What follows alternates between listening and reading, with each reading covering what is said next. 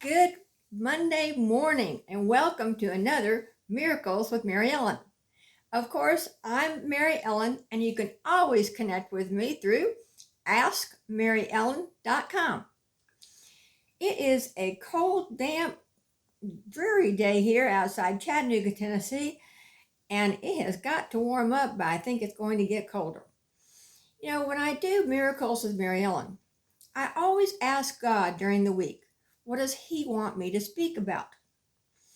So during this week, at first, I heard that He wanted me to speak about celebrations. So, okay, I can do that. And then I heard that He wanted me to speak about comfort and joy. Okay, which one do you want me to speak about? Celebrations or comfort and joy? No answer. So I thought, okay, that's great.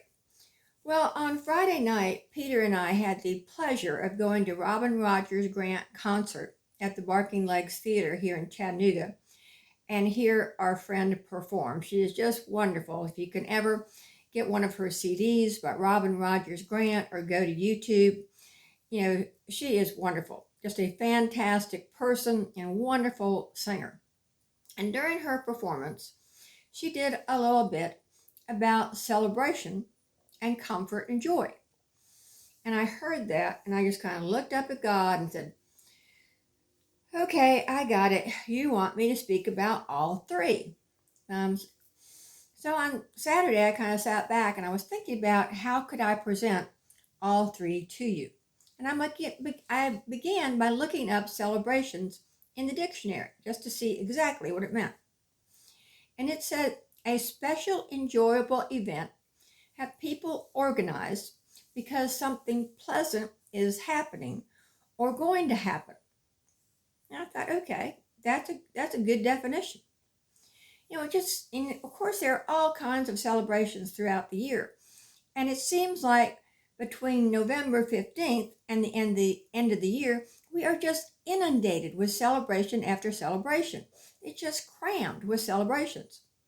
We have the usual celebrations of births and birthdays.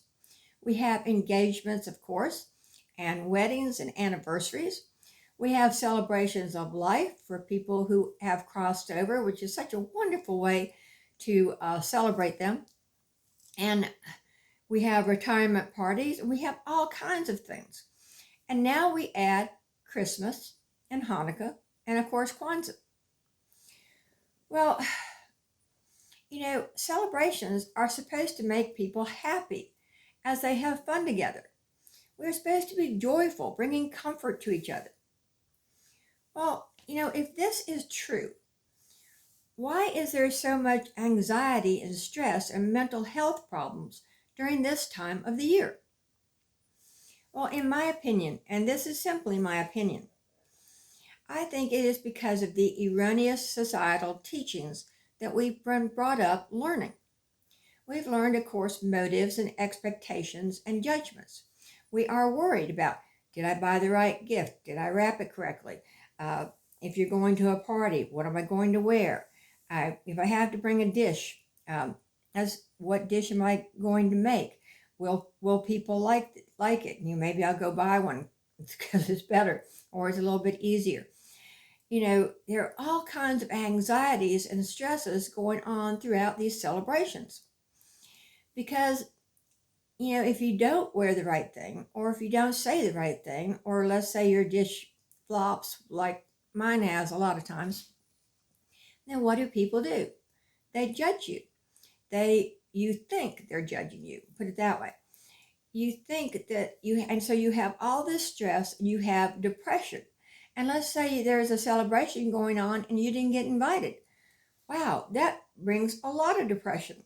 Why didn't I get invited to that celebration? And so during this season, we are stressed. We are anxious. We have to decorate our homes inside and out. We have to plan the meal. We have to buy the food.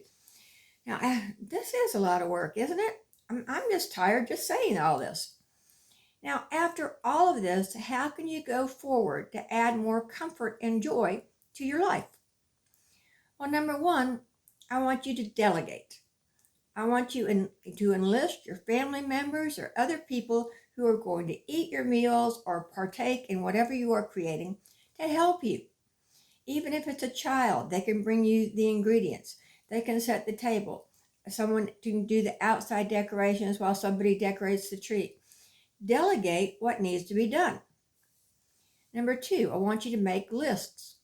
I make lists all the time. I have an app I make lists on, but I make lists on paper too. And during this time of the year, I don't have just one list. I have one list for Christmas. I have one list for that. I have one list for my trees. They're all over the place. So make lists and follow them. Check off the things when they're done. Number 3, I want you to do what you enjoy and let the rest go. God always gives you enough time to do exactly what you need to do. And lastly, I want you to take fun breaks. Give yourself a rest. For your mental health, take a break. And if someone doesn't like their gift, that's too bad. You did the best you could. They can always return it. Now let's look at comfort and joy. Comfort means different things to different people. There's even comfort food. That when you eat it, these foods make you feel comfortable inside. They make you feel full. They make you feel comfortable. They make you feel warm and snuggly. But what brings comfort to me is not going to necessarily bring comfort to you or to other people. So never assume if it brings comfort to you, you're going to think, oh, I'll take it to them because they'll like it too. Maybe they don't, or maybe they're allergic to something. Never assume. Always communicate with each other. Ask somebody, what can I do for you? How can I make you comfortable? Now let's look at joy. Joy comes from your soul. Alexa, stop. Joy comes from your soul level, and is your connection with God or your higher power. Joy is also different for every person around. What brings joy to me doesn't necessarily bring joy to you or someone else. So again, ask someone, how can I help you to be joyful this holiday season? Or ask them, what brings you joy? And if they say, gee, I love flowers, go down to grocery stores, have flowers. Sam's has flowers, Costco has flowers that you can buy really inexpensively, and maybe give them some flowers or a little plant. And during this time of year, I want to stress to each and every one of you to remember people who may not have families, who may not have celebrations to go to, who may not have food to eat, who may not have anything to do on Christmas. Maybe there's a woman who is invited to a celebration and she truly does not have anything that would be appropriate to wear to this celebration. So how can you connect with her and ask her respectfully, without hurting her feelings, how you can assist her? Keep others in mind, because there are plenty of people, through your church or through your community or through your neighborhood. And, ask someone, is there a bill I can pay for you? It could, what is your heating bill? And you might get a group of people together and pay their heating bill so they can have heat during the cold holidays.